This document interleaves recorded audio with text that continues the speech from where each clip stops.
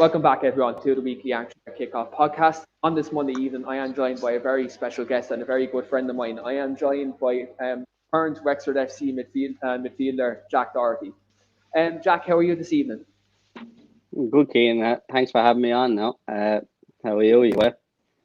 I'm very good now. Very good. I'm just literally off recording another podcast literally there 10 minutes ago. So I'm a very busy man tonight. I'm just recording Liverpool versus Tottenham Hotspur preview. So I'm literally flat out this evening, and I'm very grateful for yourself, Joe, for coming on the podcast tonight, especially on short notice. So we asked you a couple of days ago. Yeah, no, it's a pleasure, boy. Pleasure. It's nice to see you're doing a bit of Liverpool content and that anyway, you know.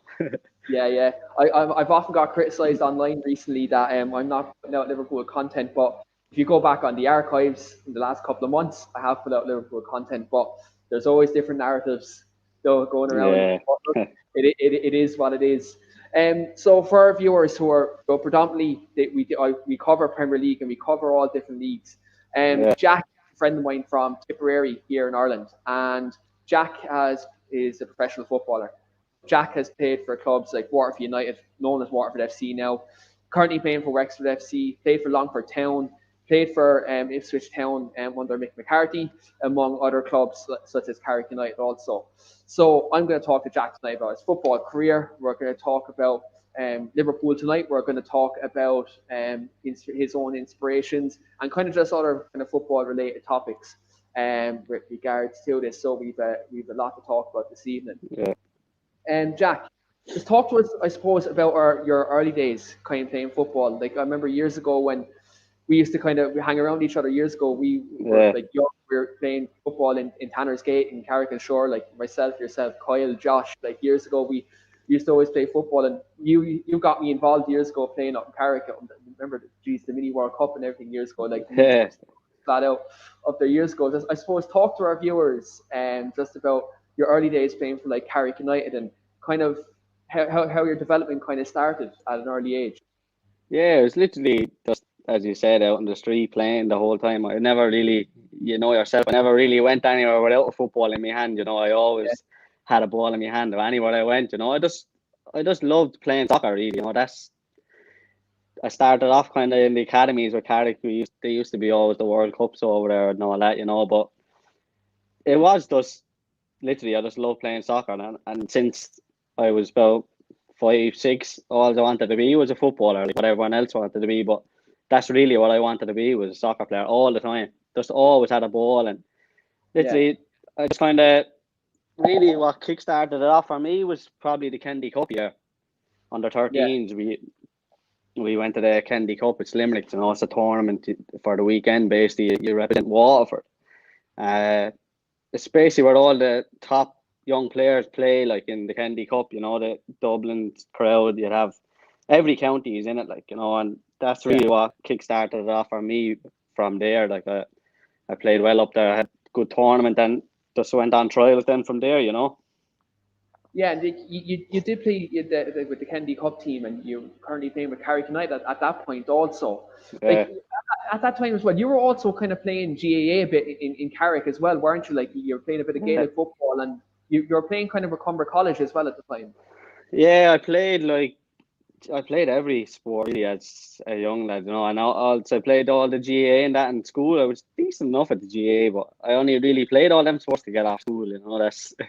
That's why I played them kind of, you know. But I just loved playing any kind of sport back then, you know, and like it was kind of after the Kennedy Cup, I wasn't supposed to be playing GAA when I said I would sacrifice everything to soccer, really, you know. So, but I used to always just play them anyway, just to get off the class, you know. And that's why I played all them kind of sports, you know. I played even basketball and all in school, and I was small. You know, it's mad. Like at some stage, like when you're in secondary school, you take up every single sport you can just to get time off class, where it's basketball, Gaelic football, soccer.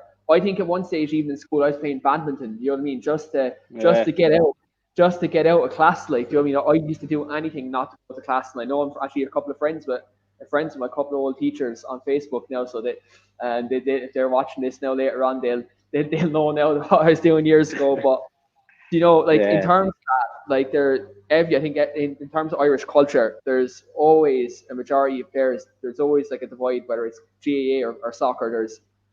There's always a choice you have to make, which one you're kind of most committed to. Yeah. And it looks like you kind of went down the football route. So you chose football. This is what I want to think. There was no kind of second guessing what I wanted to do. You know, I always had the GAA lads coming up to my house asking me to come off play, you know, but I just always wanted to play soccer, you know, so I was always going to kind of go that route, you know what I mean? I was never going to pick GAA over soccer, but there is a lot of lads in GAA that were decent players, you know, and they just they prefer GAA, and that's just that's what they wanted to do, you know. You can't kind of force someone to do something they don't really want to do, you know, that kind of way. So yeah, I just kind of went with what I always wanted to do, so I just picked the soccer, really, you know. Yeah, and like you even see in in Carrick and Shore, like especially, like there's a lot of like players who play with the Swan, the Davins, and the Mullerans, and they're all handy soccer players as well. Do you know what I mean? There's a lot of players I think in that area that do have a lot of talent that probably could have made the transition to football as well. Do you know? Like I think, but again, GAA in Carrick and Tipperary, just in general, like you even seen the Tipperary footballers that got to the All Ireland semi final. A lot of them players you would have played against as well, like were all handy soccer players like Michael Quinlivan and Evan Comfort. You know, the likes of all them, they're all handy players as well. So in Ireland, I think as great as the GAA is, and I love GAA, there's a lot of, I think it takes away kind of the opportunity for what kind of for football in itself, like in terms of that, like how great Irish players we can have kind of on a international stage, you know. Yeah, no, it is.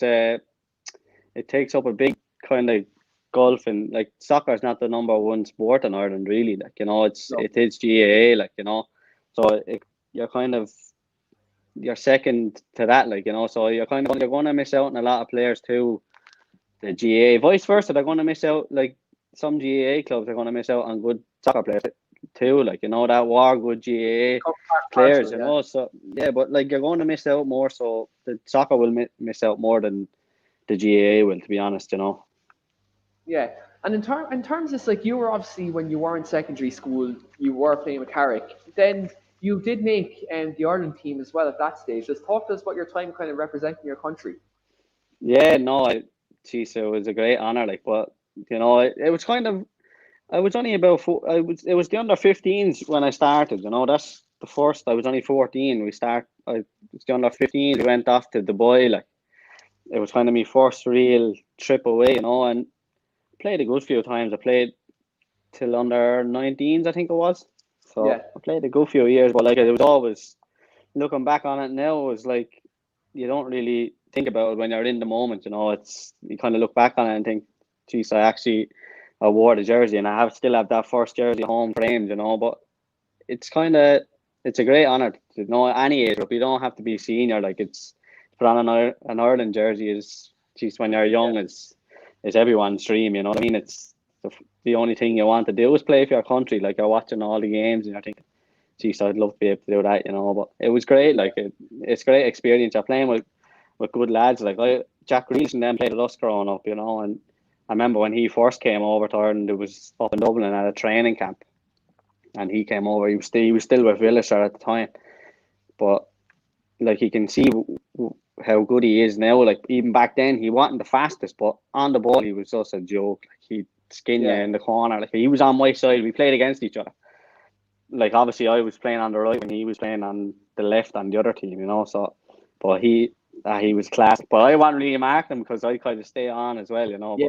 But you can see where how good, like, he's still the same the way he is now than the way he was back then. He's even got a bit quicker now, you know. But his feet, boy, were just a joke. Like, he just skin you.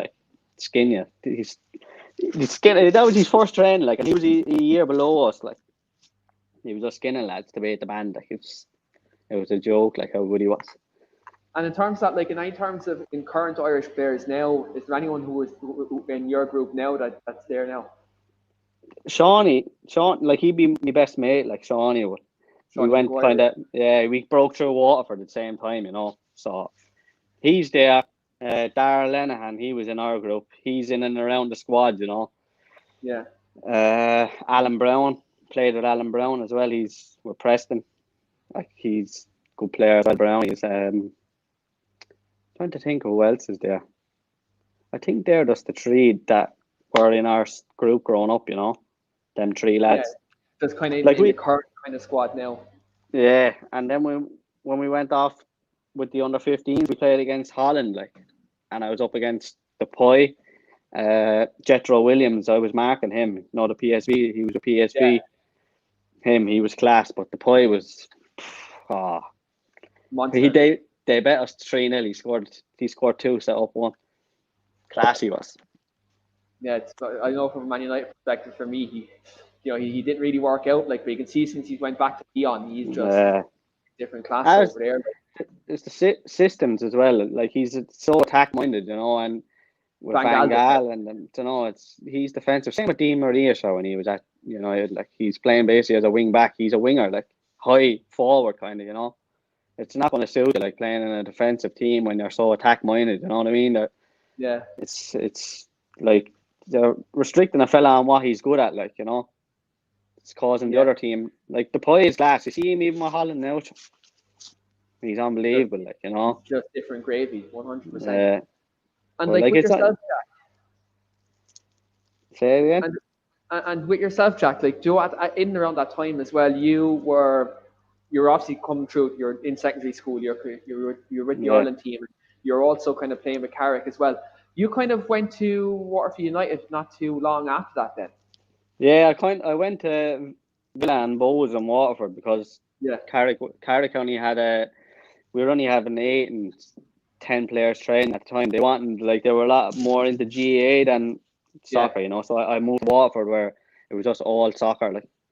I played with Villa then for I think it was 2 years. I think we got the 2 FAI finals, the whole lot, and then I signed with Waterford then from there, So it was kind of I had to kind of make the jump down to there because there was no point me going over training with only 10 lads where down there you'd have 22 or you have to have it's either all or nothing, you know what I mean. There's no point going over training and your thinking is totally different to the lads you're playing with, so you kind of have to take the bullet, and I just went down there and played with a lot of them with the Kennedy Cup and that, so they were on to me to go down ever since, so that's why I went down there then, And in around that time, obviously that was a time for you where you were you're breaking the barriers. You're playing at a good level with your country. You're also playing with Villa. So that, and then also you make kind of transition into Waterford FC. You were playing Airtricity at a really young age. You were around 17, 18, weren't you, at the time when you were kind of playing Airtricity football? Yeah, I broke in 17. I made me first team appearance against Limerick up in Limerick, started the game and all. That's probably one of my better games. At that age coming through, you have no fear. You just go out and you just you just want to enjoy it. And literally I just wanted to make a tool out of the fella I was marking all the time. I just wanted to keep going at him, and every time I just come up against him, even if he took the ball off me or he was getting the better of me, anytime I got the ball I'd still try to go at him, and I was kind of really, I was playing more so as an out and out winger back then, where I actually don't even play on the wing anymore, but back then I would just isolate 1v1 and I just keep going at you, it was a good experience, playing that level. Fellas just kicking lumps out of you all the time, it's, you have to kind of get the grips of it fairly quick or otherwise you'll be left behind, Yeah. And then from that point, you made kind of the move then to Ipswich Town. Not too long after your 18th birthday, you made a move to England at a really young age to Ipswich. Just talk to us about that transition you had to make. You moved to England at a young age, and for young Irish footballers, it's kind of, I suppose, you don't see it too much nowadays. Any players who are moving to England now at that level in Championship or the Premier League, they kind of make it in their 20s. So you've kind of made that move at a young age. Let's talk to us about that. How did that go for you? How did you feel at that time? Because you were still you were living at home in Carrick still at that time. So how did you find that transition going from a small town in Carrick to then to Ipswich, and then obviously a different world in terms of football? Yeah, no, I found it hard at the start. It wasn't really. It took me about 3 weeks to get the grip with the training and that, it was wicked quick and stuff like that. But it wasn't really the training that kind of affected me. It was kind of after training, you have so much time in your hands. You're going back to digs, like, you know, it's hard. Like, it's mentally, it's tough. You know, you're living on your. I was living in digs, boy. You know, you're basically living on your own because you're stuck in a room all the time after training and that. But look, it was a good experience and stuff like that. You know, I could always say, like, McCarthy's the one that he made the call on me at the end of the day. You know, they invited me up to pre-season in Carton House in Dublin for the week. Remember my father dropped me up and stuff like that. Like, I wasn't really expecting too much from it, to be honest with you. You know, I just said, look, I'll go up and see what happens. You know, but I ended up doing really well up there, and I was playing in games up there, and I didn't feel out of place one bit. You know, I was just basically just go out and express yourself. There was no limits on what you have to do, or he didn't put any, like, you need to defend here, or, you know, he just gave me the freedom to go and do what I wanted, really. And after that, I thought, like, he didn't really, you know, say much after it. I thought, look, it is what it is, you know. I'm obviously not getting the contract here, you know. But I ended up getting a phone call. I think it was like 4 or 5 days later, saying, I want you over in Ipswich on Monday. It's like a quick turnaround, and it kind of took. I didn't really hit me really till I was a few weeks into over there. You know, it's kind of everything happened so quick. They invited me over, my parents. They see everything. Sat down in the training ground with McCarthy at the table, and they talked, and just went from there. I was their player, you know, and everything was done. Like, you know, it took me back really now, kind of thinking about what you've actually done. You know, you don't really think about when you're in the moment, because time just passes by, and every day just comes so quick. You know, it's hard, like, but it's mentally tough more than actually physically playing. You know, it's a lot on young lads going out there. You even see now, like, with that young lad, Man City. You know, he got let go, and he ended up committing suicide or whatever. You know, there's not enough people to help you out over there. You know what I mean? With kind of fellas going through that, you've no one to talk to really, and lads should, like, for me, I'd like to help lads that go over from Ireland. You know, just to fill them in what it's like. It's not going to be easy. It's not everything you see on the telly. You know, some lads will be unbelievable, but yet mentally, for me, I just kept thinking about home all the time. You know, you see Snapchat up, your friends out partying, you want to be there, but, you know, it's little things that kind of affect you. But, you know, lads should be getting more knowledge on what it's actually like over from players that have been there, you know, and kind of fill them in. Just small little things might help them that I could have got for when I was going over. You know what I mean? It is really, really hard, and it's ruthless business. Ruthless, you know. It's every day you're in training, there's another lad in on trial, or there could be 2 lads. You know, that's every single day. Like, so, you know, you're never safe, like, in football. You know. Yeah, and like in terms of that, like, Mick McCarthy, like, former Ireland manager on 2 occasions, and he was like, obviously he put a lot of faith in you, bring you up in trial and bring you directly from that trial over to Ipswich. Like, how did it feel like kind of playing under him? Like, you know, because he's in Ireland, in terms of Irish, he's one of our most successful managers as on an international level. So how did that feel like to get him to put his trust in you and kind of sign you from Waterford? Yeah, no, I felt, geez, I was taken back, really, to be honest. You know, he's such a big name. You know, he's proven manager, keeps teams in Premier League. He's got teams promoted.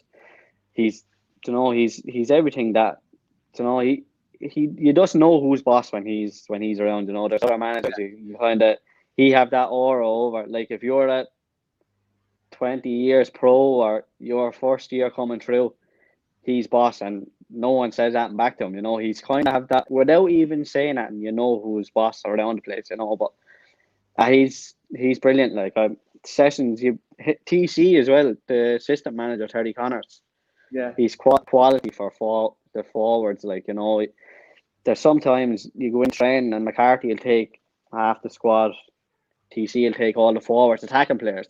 So he'll be working on finishing, and the defenders will be over working on their stuff. You know, it was brilliant that way. It's small details that they go through. It's just unbelievable. You know, I was a joy. It was a pleasure to be under someone so big like him. You know, it was just I only kind of really look back on it now, really, of how big of a name he actually is. And I only met him, knowing he was the Ireland manager only there recently. Yeah. We were up for the presentation, the start of the league, kind of 2 years ago. I met him up there, and I was talking away to him, and people were looking at me as if like, what's he doing? Like, he called me over. Like, he called me over when he see me, and the Wexford manager was there with me, and he was kind of looking at me as if like, I think he's calling you, like, you know.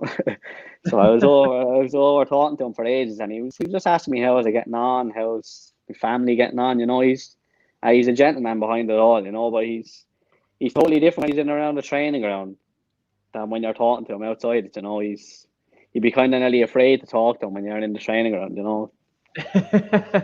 He'd have that presence about him, like. Yeah, I know. And when he says something, you'll do it. Like, if he tells you to run up and down the pitch 20 times, you'll just run it without even thinking. You won't even say anything back, you know. Yeah, and you all kind of had managers like that, whether it's at the level you played or whether it's over here. There's always that kind of one manager you have, you know, not to cross, like, you know what I mean? I had one or two like that as well. I'm not going to say, but they know who they are. But you know, and they do command that level of respect, like, you know, they do. There is like figures like that in football, and Mick McCarthy definitely seems to be one of them. And look, he is, to be fair, and that's why he gets so much out of players. You know, even they're players that are just you think by looking at them, they're not quite up, but he gets so much and more out of them lads. You know what I mean? That he should be really getting out of people. You know, but it's a credit to him, like what he does as a manager and how he does it. You know, it's a joy to see what he does. Like, and it'll be interesting to see how he's gone out in that Applewell now. You know, he's gone out there now. Yeah, when I seen that, I think that was the most random job I seen. Like, because like I was thinking like he's after leaving Ireland now. I thought he might go back into the Championship or something like that. You know what I mean? And then I seen well, and I was like, he must be getting some coin out there. Like, do you know what I mean? That must be a very lucrative job for him. But look, no, fair play to him. You know, like that's it should be a different test anyway. You know. Yeah, 100%.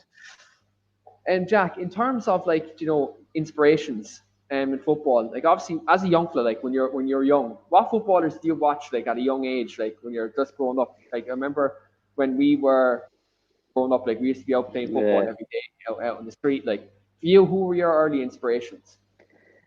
For me, it was always the kind of tricky lads, Ronaldinho, Quaresma. Even I loved watching Quaresma. He was unbelievable. Like the stuff he does with the ball, like him, Robinho, the fat Ronaldo. I remember the World Cup shot. He got Footballer of the Year that year in 2002. He was just a joke. Like I loved watching lads that done stuff with the ball, you know. But Ronaldinho was probably my favorite, I'd say. I used to love watching him, you know, and stuff he used to do. Like he'd be kind of, did he actually just do that? You know, it's kind of more so what I kind of wanted to do. I loved having the ball by my feet and it, you know, stuff like that. So I'd always kind of watched them lads. Now I'm not saying I was up there with nowhere near like that, like, you know, but I'd always kind of look at lads what way he done a step over, or how he dragged the back, or, you know, stuff like that. And they're the lads that always caught my eye, the likes of him, Robinho. I used to love Robinho as well when he was at Real Madrid. Just lads like that would manipulate the ball and do stuff that other lads wouldn't do, you know. They're the kind of lads I used to always kind of look up to and watch all the time, you know. Yeah, and like I think for me, like my early inspirations, like watching football and I used to play it myself. Like players, like for me, I used to kind of look at more the kind of hard workers. So like Roy Keane, you know, so like so he was my biggest kind of idol, not just because I was named after him, like, but you know, just someone at Man United who was just a leader.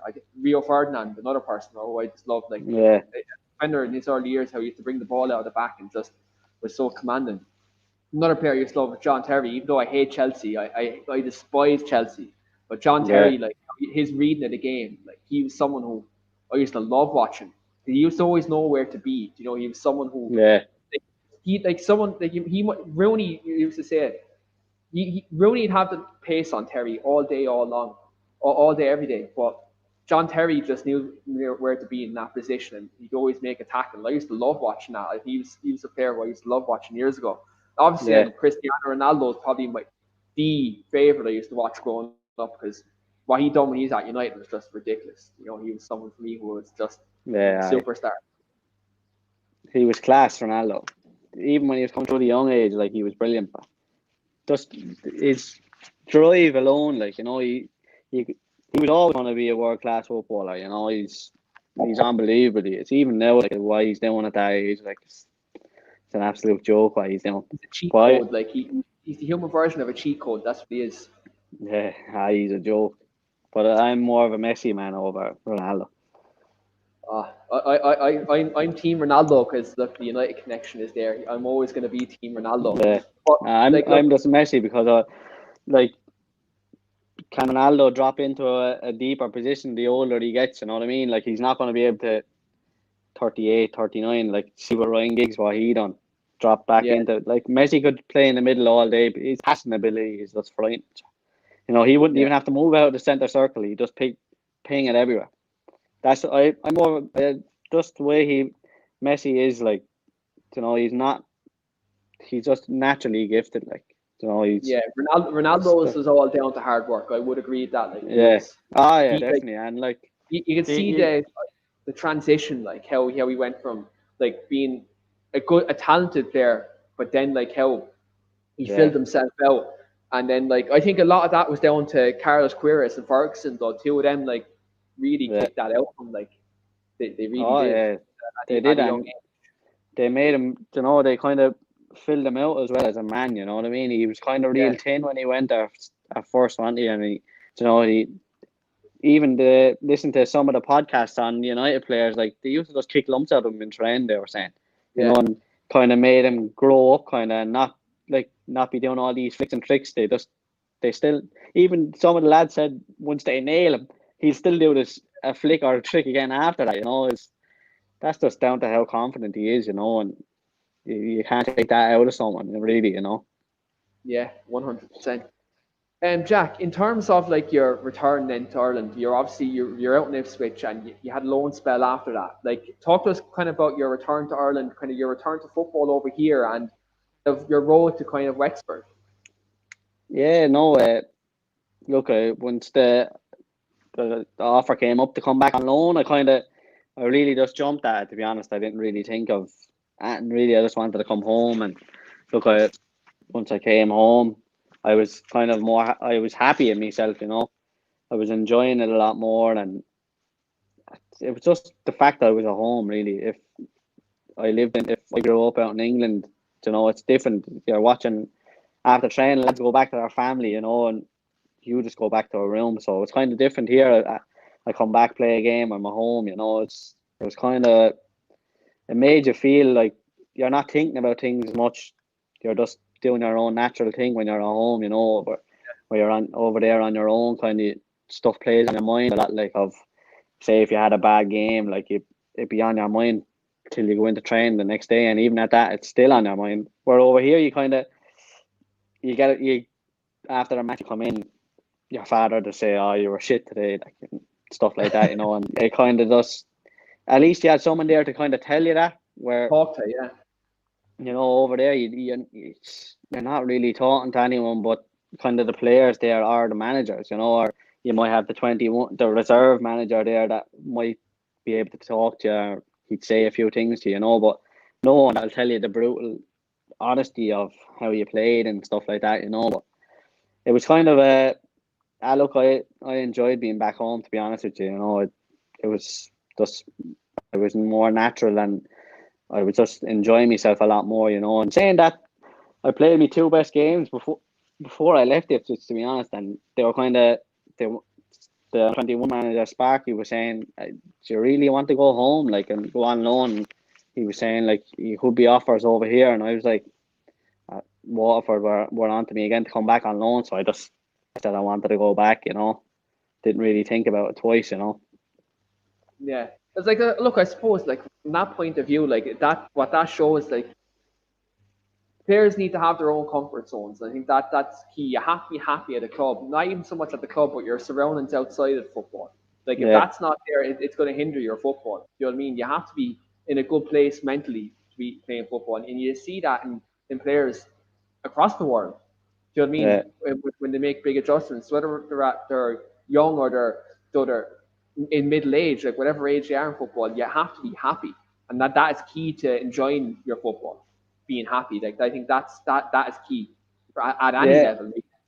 yeah, I agree with you 100%. It is. If you're not happy, like it affects you playing. Like you're not going to be playing to your best ability. You know, you're going to be miles off it. Like, and it's some difference to when you're happy. Like, and you're not even thinking about how you're playing. You're just doing stuff off the cuff, and you're playing some of your best football you'd ever play. You know, and you'd be thinking like, how come I didn't do that over there? It's because I'm thinking about things too much and stuff like that. You know, you're not really thinking about stuff when you're happy. You're just doing it and going with the flow, and everything is rosy kind of. You know, it's mad how stuff like that affects you, but it does affect you. Like you see it at the top level. Like, you know, it's if players like you see it even like Pogba and that, how well he was doing out at Juventus, and he even comes back to United. Like, and it's, you know, it's small little things, but they do affect down the line. You know, it eventually catches up with you, and you see you can't hide on a soccer pitch. You know, everything is there. Like it's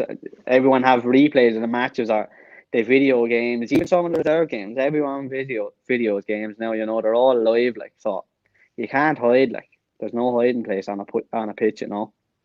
Yeah, at any level, there's no hiding place. Even here Nah, in Tip or Waterford, the leagues, there's literally no hiding place. People let you know, nah, 100%. definitely, yeah. And Jack, so obviously, like when you came back, you went on loan with Waterford, and so you had a good spell there. You also went to Longford, I believe, as well, Longford Town. Yeah, I went to Limerick after Waterford. Yeah, I went to Limerick, decent, done well up there. I got a bad injury then before in the last game against Cork up in Thomond Park. So it kind of left me out for about 6 months. I kind of done me hip, and then I went to Longford and in the Premier as well. The decent side, you know, they done well up there.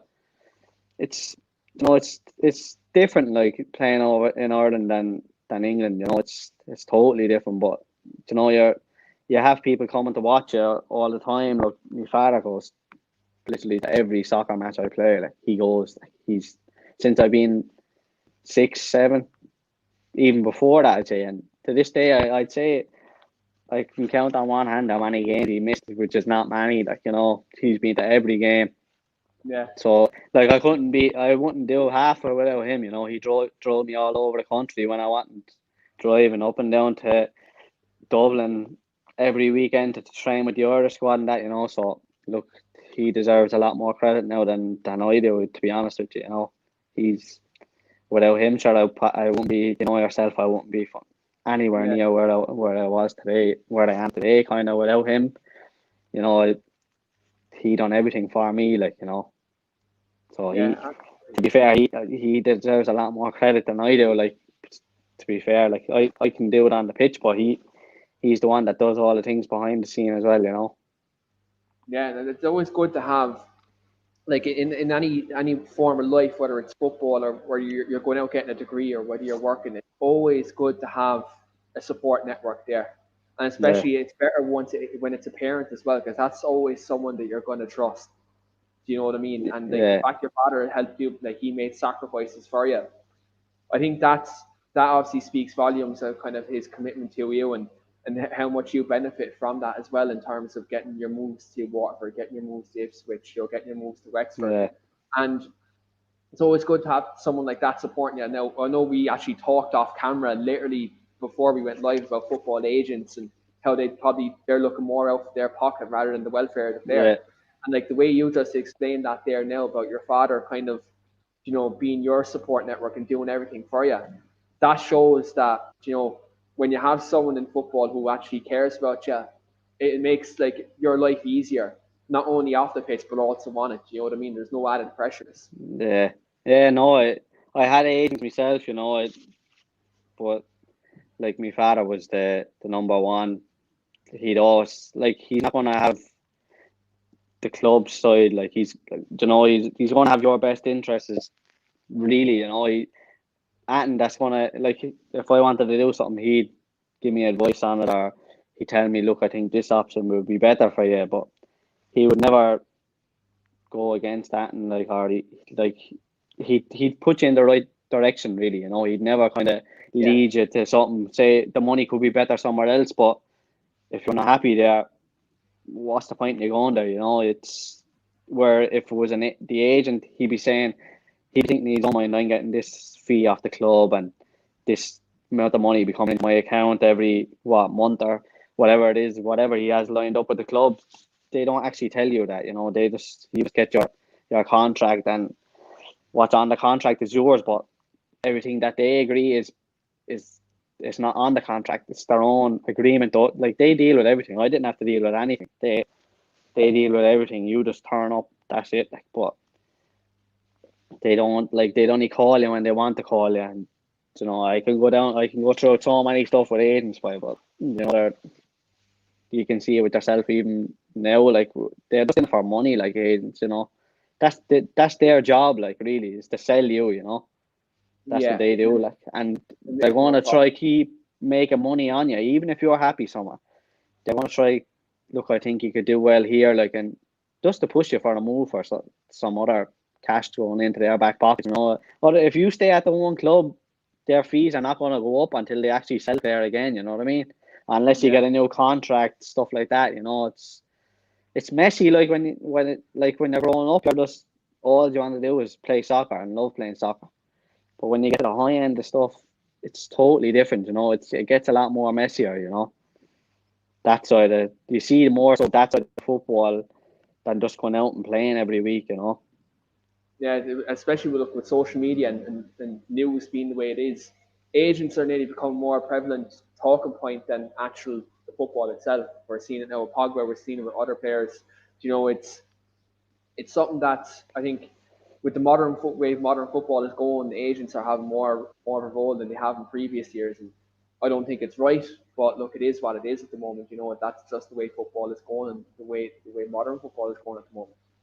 Yeah, I listened to I think the other day, another player, like, he was saying before, like, managers used to ring players, says, so you get a call off a manager saying, look, I think I wanted to come to this team for such and such reason. I watched you play this amount of games. I've seen you doing this, that. Now you don't interact with managers really. Like, the agent brings the sport, like, between him and the sporting director. The manager is not really involved much anymore, you know. So it kind of takes that, like, feeling wanted by the actual manager saying, look, I want you for this reason and that reason. This, whereas the agent kind of dealing with everything now, you know, it kind of takes that bit away from soccer too, you know. They seem to be just the big boys in it now, the agent. All them big agents have the hold over their players, which they shouldn't. Like, you know, it's wrong, I think. You know, they should be there to help him get these big moves and that, but they shouldn't be coming out with statements like what they're doing. You know, like the likes of that Raiola with Pogba coming out saying before one of our biggest games, like, saying that he don't want to be at the club. Like, that's crazy. Like, you know, a club like, he's not, like, Man United are always going to be there. Like, Pogba and Raiola, will they always be there? No, they won't. Man United will always be there. They're bigger.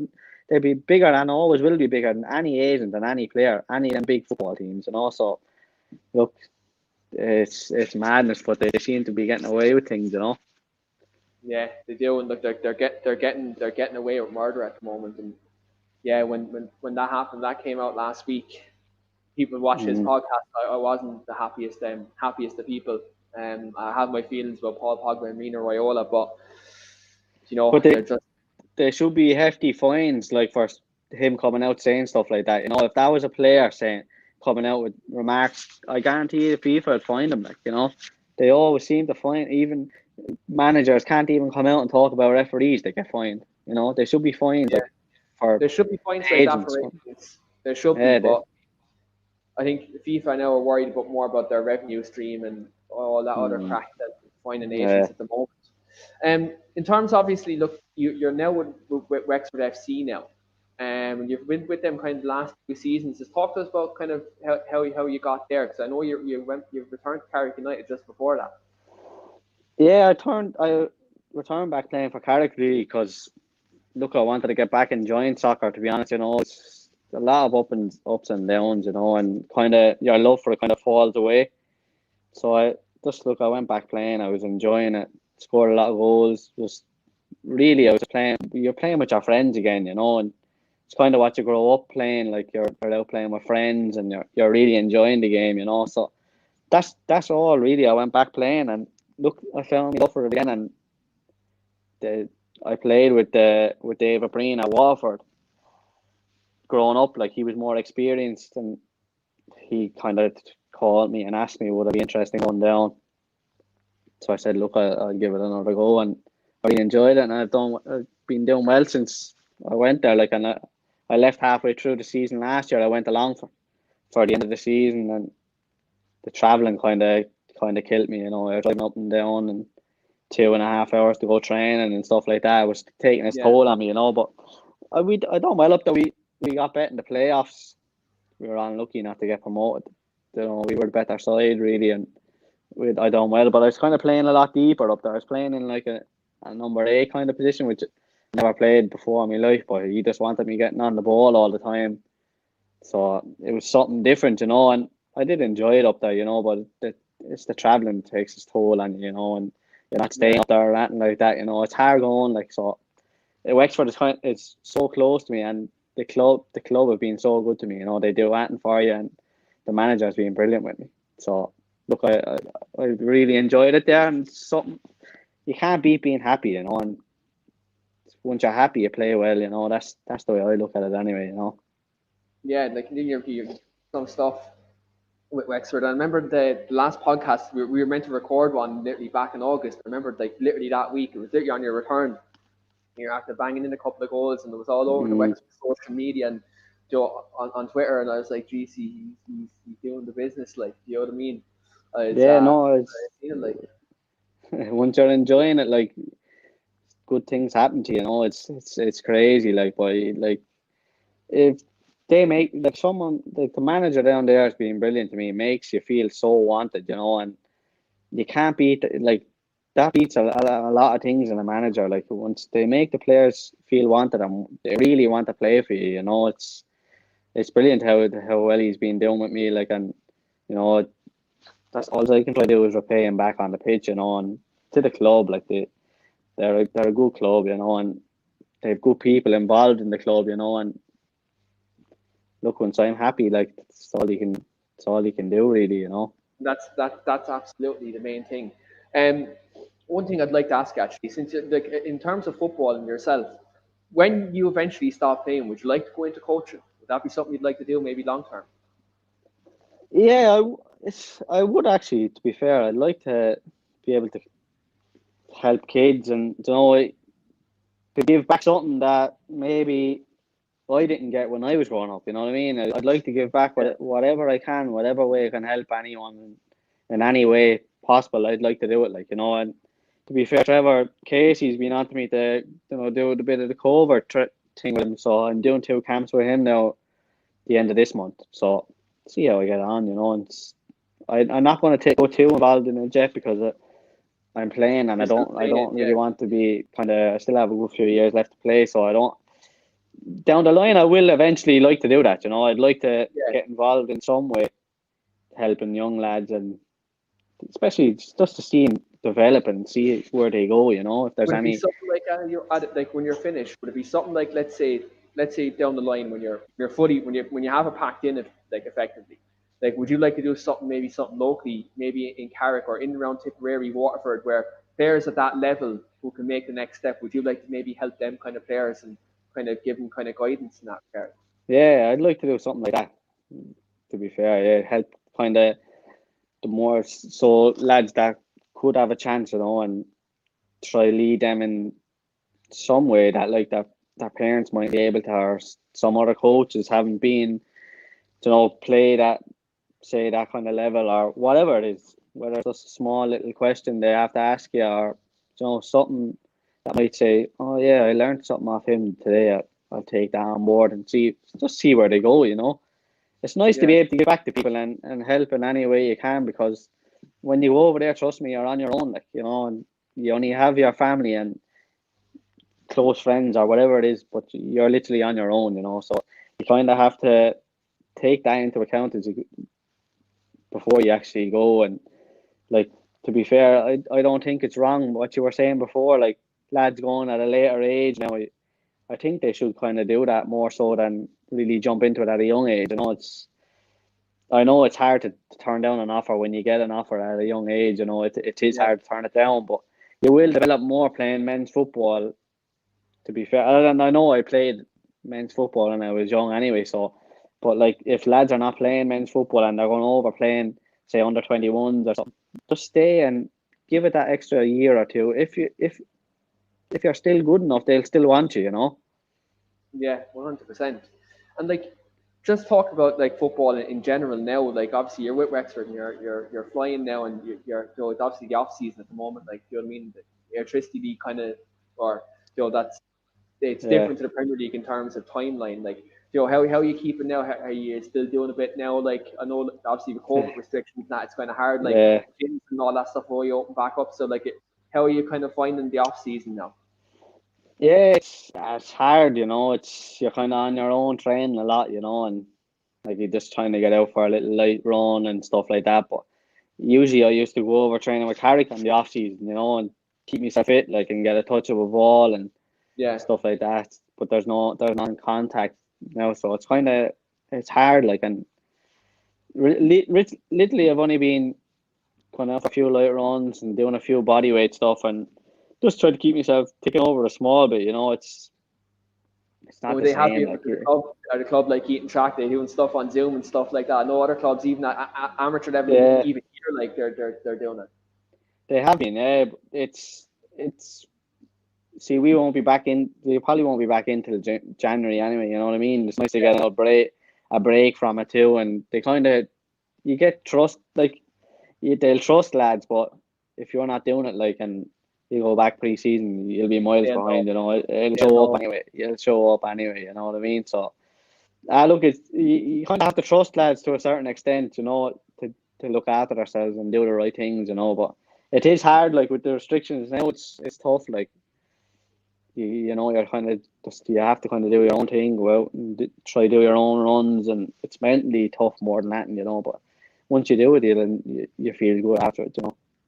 Yeah, 100%. I know myself. Like, at the start first lockdown, I put up a load of weight before the lockdown, and for me every day, I had to do something. Like, though the gyms and everything were closed, so I Yeah, used to go out walking every day. Do the blue way walk between like Clonmel and Carrick. Do that kind yeah, of walk. I used to go out by from like Clonmel, like down by from where I live. I'm living up by like the rugby club in Clonmel. So like I walk there from the blue way is already a stretch, but I'd walk from there then down by the river, like, and I'd go out past Ferry House. So I used to do that nearly every yeah, day, especially when the weather was lovely during lockdown.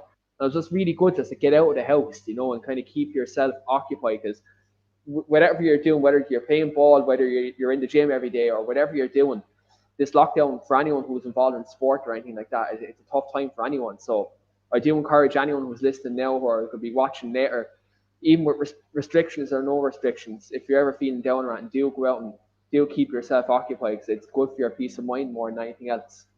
yeah. No, it is. I agree 100%. Because I done a podcast. Well, I done a kind of an interview. It was on Zoom. It's kind of a live stream thing, and they were asking that, like, about, like, what were you doing to keep yourself occupied and stuff like that. It was simply just either run, jog, cycle, or doing. Some of the trainers do a lot of the live streams on, Instagram or something, workouts. Yeah, I was doing a lot of them as well. It's great for the mind. Like, once you feel like you're out doing something, you're positive then for the day. It's good to be in that positive mind frame, because and you have people around you going through the same stuff. Just kind of, if you're feeling positive, it'll feed off the next person, and the next person will be positive. It's good to have that kind of energy around and doing something. It's because it's very easy to get in a rut where you're just sitting down watching telly and you don't even realize what you're eating or anything like that. You're just, you feel it's easy to get lazy. you're Like, going and through the motions almost. yeah, and it's so easy to sit back, relax, and you're doing nothing then, and it feels like your day is gone then, you know what I mean? Once you're into the next day and you probably do the same thing, it's try get out and do stuff, it's great for the mind. Like, Yeah, I'd strongly do encourage it. In terms of football, Jack, we all know you're a massive Liverpool fan.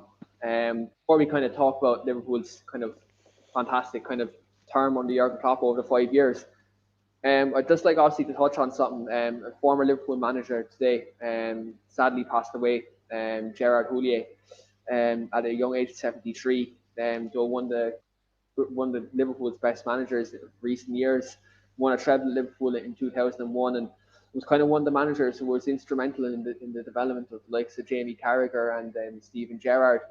In terms like when we used to hang around with each other years ago, like Gerard Houllier was actually the manager of Liverpool.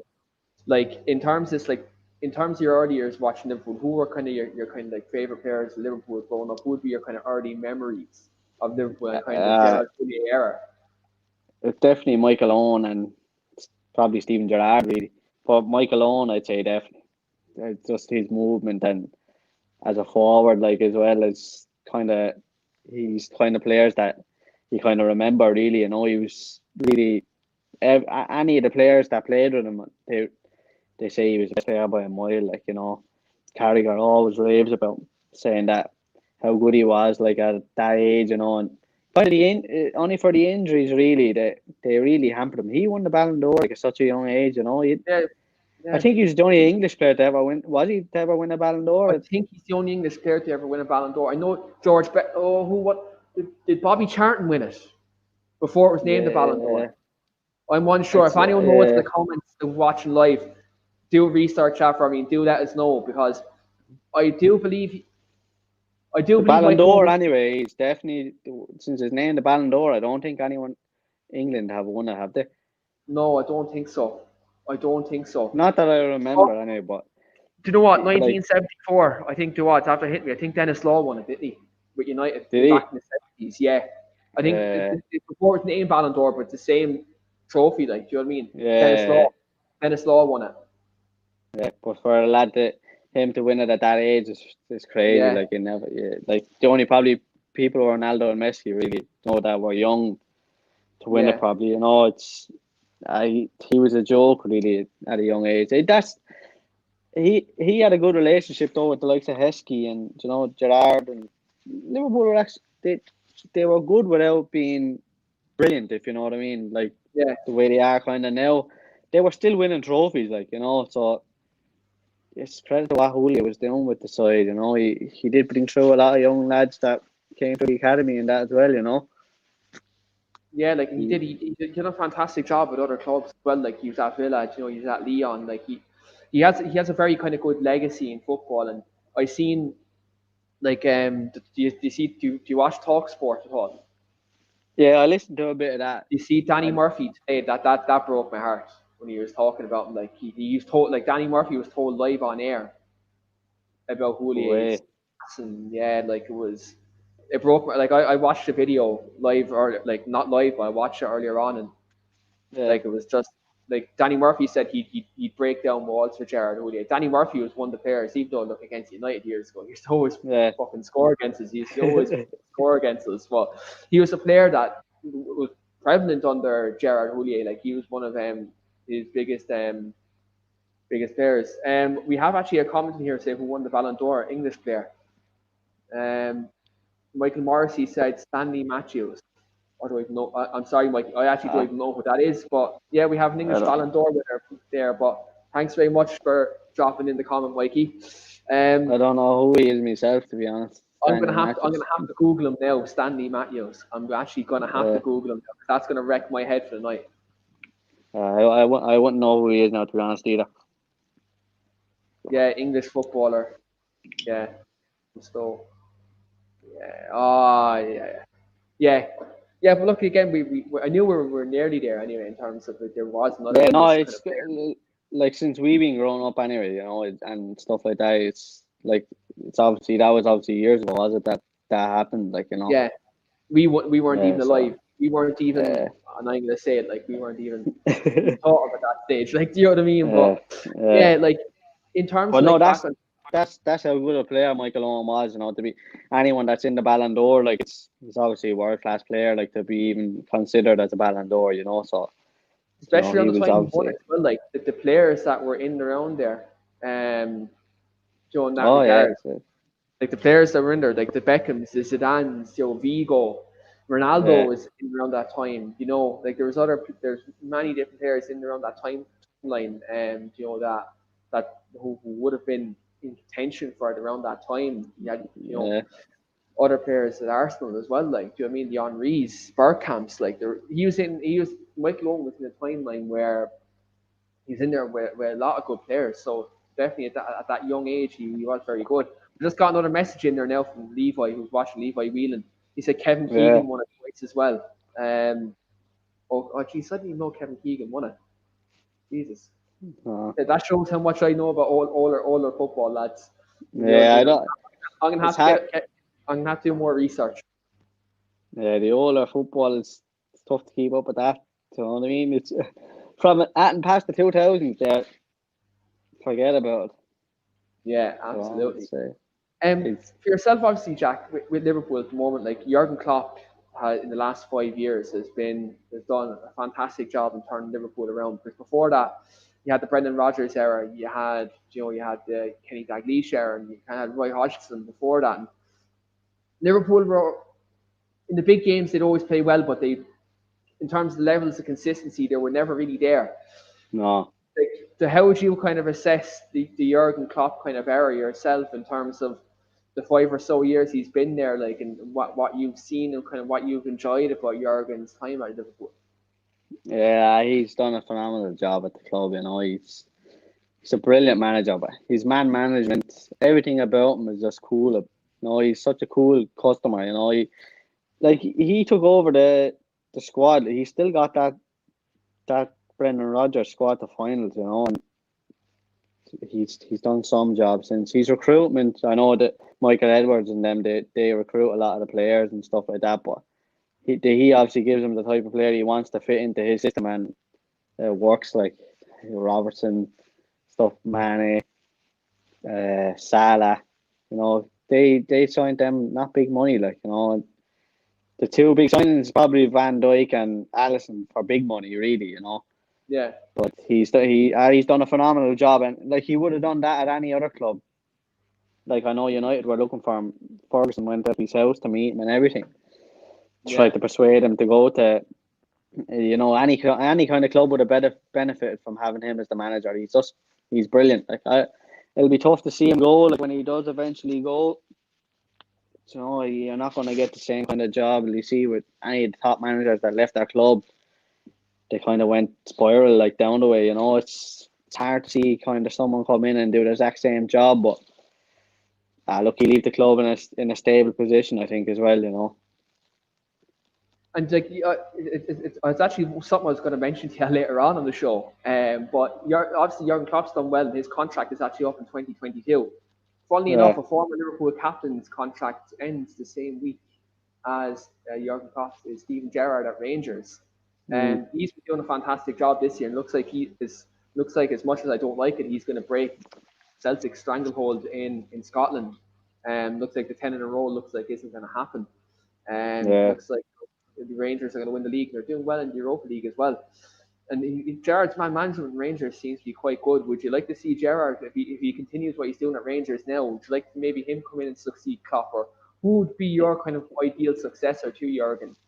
Yeah, I think, to be fair, I think it probably will be set up for Gerrard because he was at the underage system and he kind of left at his own to go and manage a first team club, with him probably thinking that one day he wants to manage Liverpool, if he does well at another club, which he is. He's done an unbelievable job at Rangers, to be honest. Like, they topped the Europa League group and all, and some tough sides in there, like Benfica, they beat them in the last game, didn't they, or something? Yeah. So, they kind of probably is set up for him, but I'd like to see personally, I'd like to see the Leipzig manager. I think he's unreal. He's kind of similar. He's similar to Klopp, I think, in a way they play like it's free flowing football, and I would like to see him. He's so young as well, and what he's after doing with Leipzig is phenomenal. That's what I'd like to see coming after Klopp. If I think it'd be similar styles and stuff like that. But I do personally think it's probably set up for Gerrard, to be honest. Yeah, fact he, all indications that it's going to be him. Like the fact their contract is like nearly ending on the same week. Like, do you know what I mean, they're both expiring at the same time. It almost like, it's set up. It's meant to be. Like if he's still out at work and he's still not a job, would you take Maurizio Pochettino? Pochettino, it's a tough one. Like he's a great manager, It's hard. You have to catch me at that one. Now, to be honest, but to be honest, I would go for the Leipzig over the two. To be honest, Yeah, I like the way he's kind of football and what he's at the doing with Leipzig. They don't have a big budget. It's not like they go and splash the cash on players. He seems to bring through a lot of young talent and makes them into kind of world class players and they sell them on. worthy. That's kind of what his position is. So he obviously is a good manager, and a good man manager. What would he do with a club that gives him a few bob and gives him money to get players that he really wants? Yeah, But yeah, Pochettino would be like he obviously would be in the question too because he's a great manager and he's after doing a good job at every club he went to. So personally, I think like I would go for your man. Yeah, I think he's brilliant. So and I think that's what I think United should be going for. Like to be honest with you. yeah. Like my two.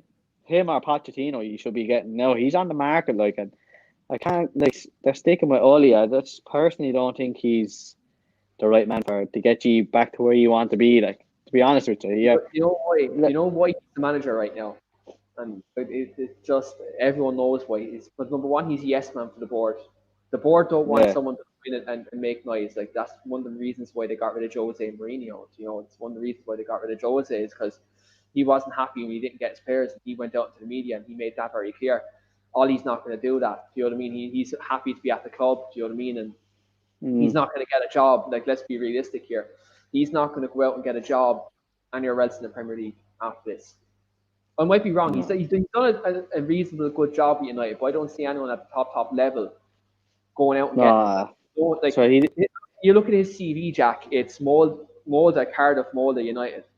So, he got the job. I won't say on a technicality, but he came in to steady the ship after kind of Mourinho destroying that dressing room, and then he done remarkably well in his first 3 months in the job. Knocked PSG out of the Champions League, and then the board were like, there's so much goodwill around the club now. This will get the fans on side. Let's get him in there. Which, look, at the time, I was still a Pochettino. I was Pochettino all the way. And then when I seen the job Ollie was doing, I was like, look, give him a chance. Give him a chance. He's doing well. But look, in 2 years that he's been in the job now, there's still kind of no style of play. There's still we're winning games. Don't get me wrong, but there's no progression there. There's no.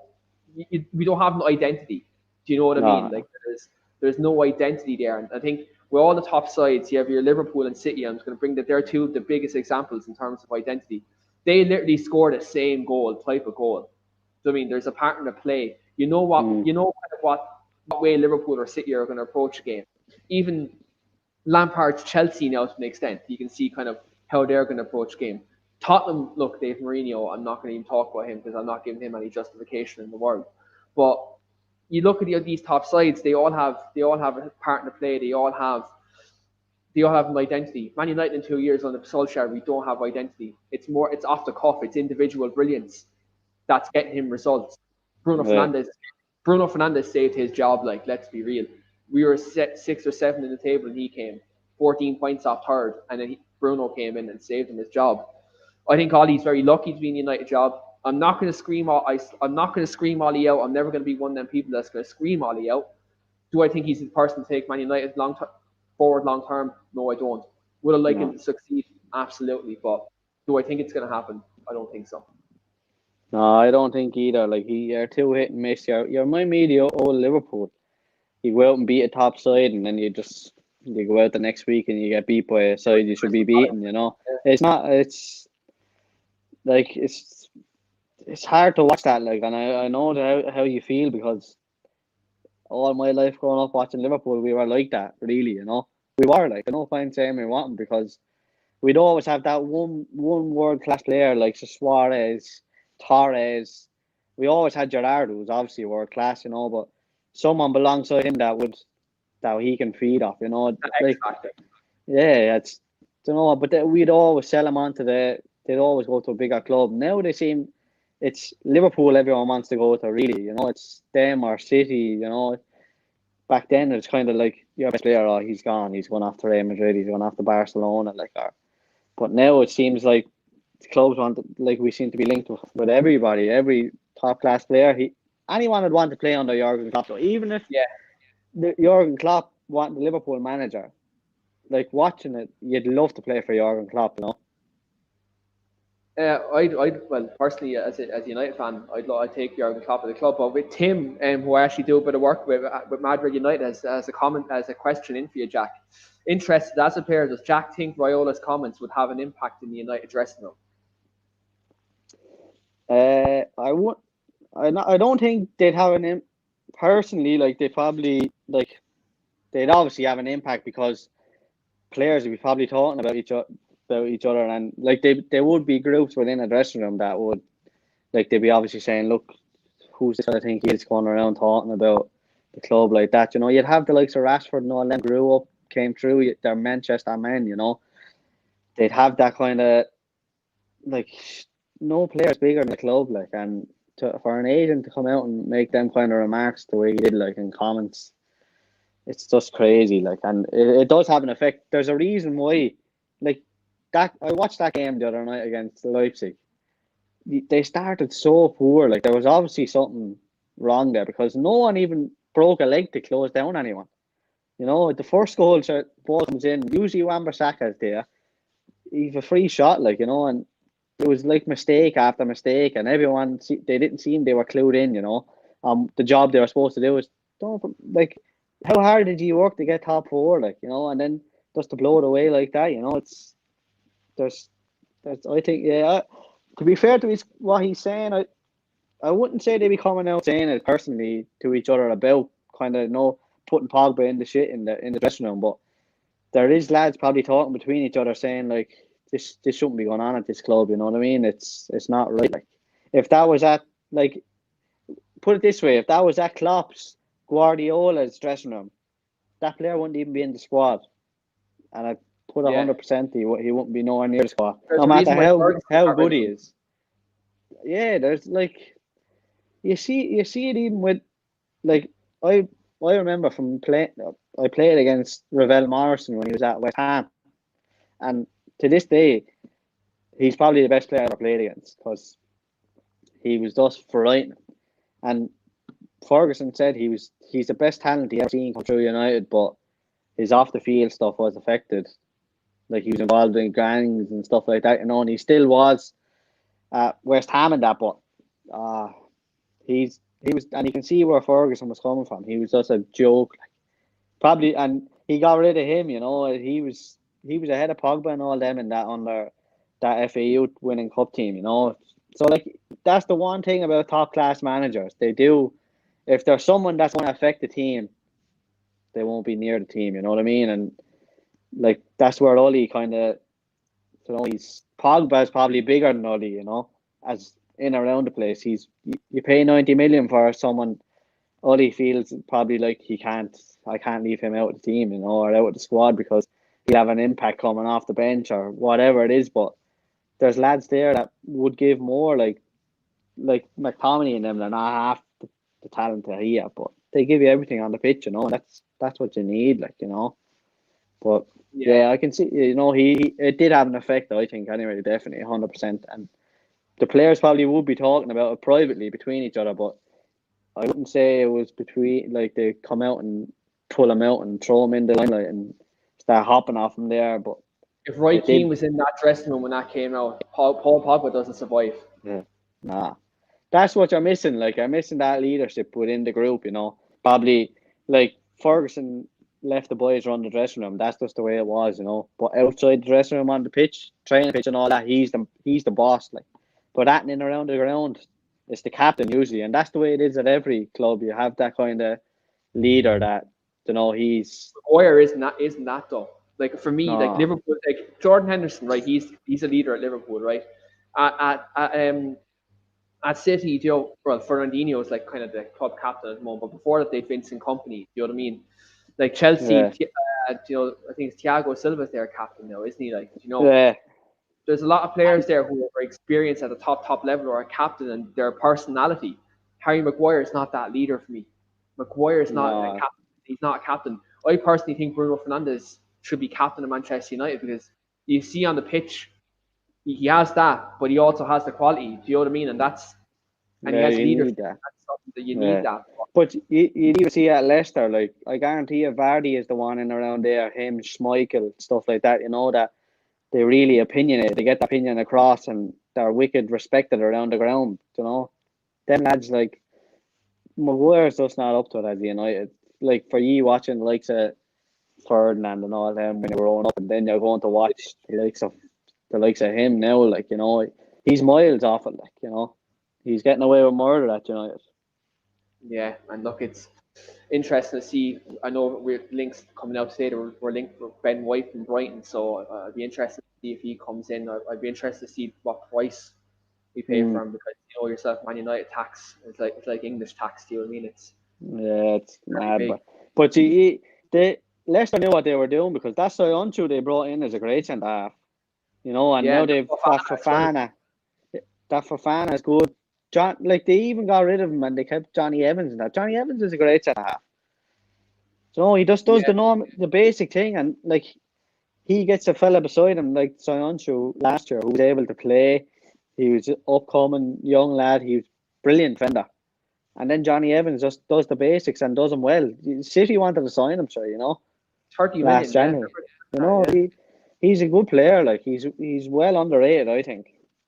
Yeah, Van Gaal got rid of him. I think that was a bit of a rash decision, and he kept Phil Jones then, which that still puzzles me to this day. Like, you know what I mean? Uh, That man is on the injury table more on the football pitch. You know what I mean? I don't even think like if you go onto Wikipedia now, if you go onto his profession, professional footballer should not be there. But look, he's stealing a living at the moment. ah, Um, Jack, just one final one for you before we wrap up tonight. So, I always like when I have a guest on, I always like to throw a question at this at the end of the show in terms of memories in football.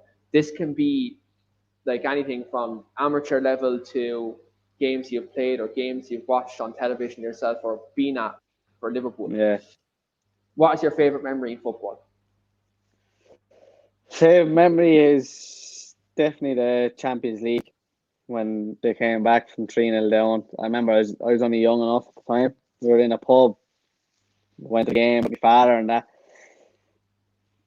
I was thrown around the place when they got the third to equalise. I was hopped off the down the strand, the way it's small. Yeah, He threw me up and hopped my head off the thing. I was so close, like, but everyone was going to go home at half time. So I remember to this day, everyone was talking about we go home, and I don't know what made us kind of stay, like, but we ended up staying there. It was definitely the best game I ever seen, to be honest. Come back like that, and we want to win it against that AC Milan side. Like they had some players like back then, It was, and Liverpool were only like Vladimir Smitzer and all them, they weren't world class players. Yeah, it's crazy by how you look back on things, and they have a Champions League winners medal. It's you can't say anything about that to players. It's class. Like when you look at it like that, how they came back that day was just frightening. Crazy, Jersey like that's. But Dudek in that like extra time. Put a lot. I remember that game. Put a lot like yeah, ridiculous saves. Like but that's what you love growing up watching soccer. It's brilliant with stuff like that. The kind of VAR is killing that buzz. You can't celebrate a goal properly and stuff like that. It does ruin I think it's ruining the only the thing I game. love Like, about VAR, Jack, right? And United fans who watch this will know what I'm about to say here. When the United player goes down the box, the referee points to the penalty spot, and then my phone blows up because I always have sweepstakes online here saying what time is Bruno Fernandes getting a penalty, and it winds so many people up. That's the only thing I like yeah, about VAR because the minute they know when Bruno Fernandes gets a penalty, people call Bruno a stat patter, but he's not a stat patter. Like nah, he's miles better. He's miles more than that. He offers so much to the team. Like, every ball he gets, he goes forward. Like, even if he loses the ball, he he never plays a sideward pass. He always looks to go forward with the ball, and that's something like you can't really teach someone that. Like it's like a lot of lads tell you that growing up. Like if you can get turned, always look to go forward. But he does that anyway. Even if he might lose 20 passes, but that one pass he gets you in, he's a goal. It's a goal. Like he's brilliant at, and that I love watching him play. To be honest, I watch any soccer that's on the telly. I'll watch, but I love watching players like that. I don't just watch because I wouldn't just watch the game or he's United and I'm not going to watch the game. I'm not like that. I watch every kind of soccer. And if a player like that, you just have to hold a hand up. He's world class, and without him, you'd be nowhere near the top half of the table, and it'll mind up near the top four. And that's just the truth. He's world class, and then people say one player don't make a difference. They make a hell of a difference. When they're that good, they make some difference. He's Van Dijk with Liverpool before, like you see the difference there. He brought you to title winners, like. Yeah, he won Champions League. Like you take the keeper out. We were in that Champions League final against Real Madrid. Only for that, the keeper dropped two into the goal. They're the little mistakes that cost you in big games. They're just a relative catch for Alisson. He just catched the two of them, and you're in the game. You could have won back to back. It's small little things, but them players do cost you. You need them world class players, and they make everyone around you better as well. Yeah, and like the football, so there is always a thing about fine margins, and you see that. Yeah. You hit the nail on the head there in terms of like world class players who can make a difference, and you see it like Bruno at United, Van Dijk in Liverpool, Alisson in Liverpool. You see City without De Bruyne, they're a different kettle of fish. So absolutely, yeah. I totally agree with that. And Jack, even without Aguero too, they don't seem to have that cutting edge without him. He's one of the best finishers. I was glad he wasn't playing the weekend. He would have scored one of them chances he got anyway, wouldn't he?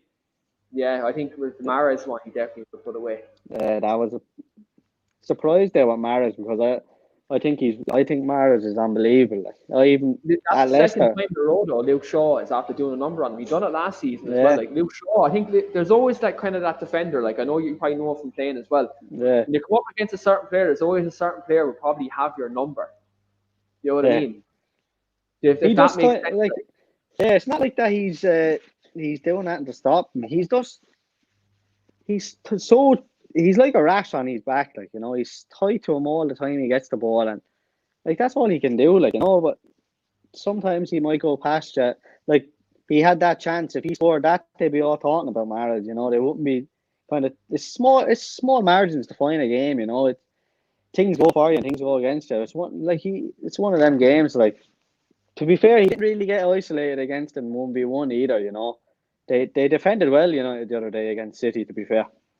They didn't give. I was afraid it was going to be a cricket score because considering the way we defended in the last couple of weeks, and then you've seen the Leipzig game conceding 2 in the first 15-20 minutes. I thought that was going to be the same kind of scenario. But no, look, we did defend well, but we'll remain to be seen what happens against the marvelous Sheffield United on Thursday night. They'll guaranteed they turn into prime Barcelona. It's guaranteed, they turn into prime Barcelona when United come to town, you know what I mean? Yeah. Just the way. They actually haven't been playing that bad though, It's just results going against them. They've been playing good football. I watched a few games and they've actually been playing well, but it's just when you're down at the bottom, nothing seems to be going your way, Up the other end of the table, you get all the luck. Yeah, you just need that bit of quality up front. I think that's what they need. I know they got Ryan Brewster in, but I think fans not being at Bramall Lane though is a big factor. You look at before COVID happened, they were 6th in the table, and Bramall Lane was a fortress to go to. You take that out of the equation, look at them since. You know what I mean? Yeah. I think it's same with Ellen Road and that as well. The Leeds fans, they're class. That place to be hopping there. So. It does make a big difference. No fans there, you know what I mean. All the games, you even see with our own games, they're like training games. There's no balls or there's no fellas screaming in off the line. You're shit. You're this. You're that. It's just real. When you're used to fellas abusing you, it's just it kicks you on. It gives you that little bit of a boost. I want to prove him wrong. Like, so, look, it does make a big difference. The games have been just like training games. It's hard for them, and especially in big stadiums like that, and they're no one at the game. Like, it's tough. Like, but Old Trafford is 76,000. Like playing in an empty Old Trafford. Like I'd say, I wonder how that feels. Like, even Anfield as yeah. well. Like Anfield is a great atmosphere as well. Like Just some fans they have like at Anfield, like the place to be just rock. Every player says it that no past players that play against them. See, Yeah. I even listened to Kieran Dyer's podcast. He was on a Newcastle one. He was saying it's the hardest place he ever went to because of the fans. He said they're just unbelievable there, he said. Gary Neville used to get some abuse every time he'd take a throw. Oh, I'd say so. I'd say he felt like he was about that small after. Yeah. Oh, stop. Jack, it's been a fantastic conversation tonight, though. We've gone an hour and 20 minutes, and it's great to get your insight kind of on the game and kind of your own career and kind of just talking about general football as well. It's great to get your insight. I really do appreciate, though, that you have come on tonight. Just look, best of luck, obviously, with everything in the future. And though, again, look, I massively appreciate you coming on tonight. Cheers, Keane. Thanks for having me on, but it's a pleasure. No problem. And for everyone who is watching right now, do smash that like button. And we did hit our milestone for Christmas in terms of the subscribers. We wanted 150 before Christmas. We hit that on Friday. So thanks everyone for your contribution so far. And again, look, there is more content to come over the week. Tomorrow, I will be back tomorrow night on the United Show, Devil's Advocate tomorrow, where I will be reviewing the fantastic Manchester derby that there was on the weekend. If there's many things to talk about with regards to that, and obviously reacting also to our Europa League draw, and we got Real Sociedad in Europa League, so we will be talking about that also. And also, 2 weeks time the transfer window is open, and there's many players already linked to us, so all that circus is all about to come back. So a lot to talk about tomorrow night on the United Show. And again, look, if you are watching for the first time, do subscribe to the channel because we do have a lot of content coming in the coming weeks. Jack, again, thanks very much, and thanks. I hope you enjoy the rest of your evening. Cheers, Keane. Thanks. Same to you, bud. Cheers.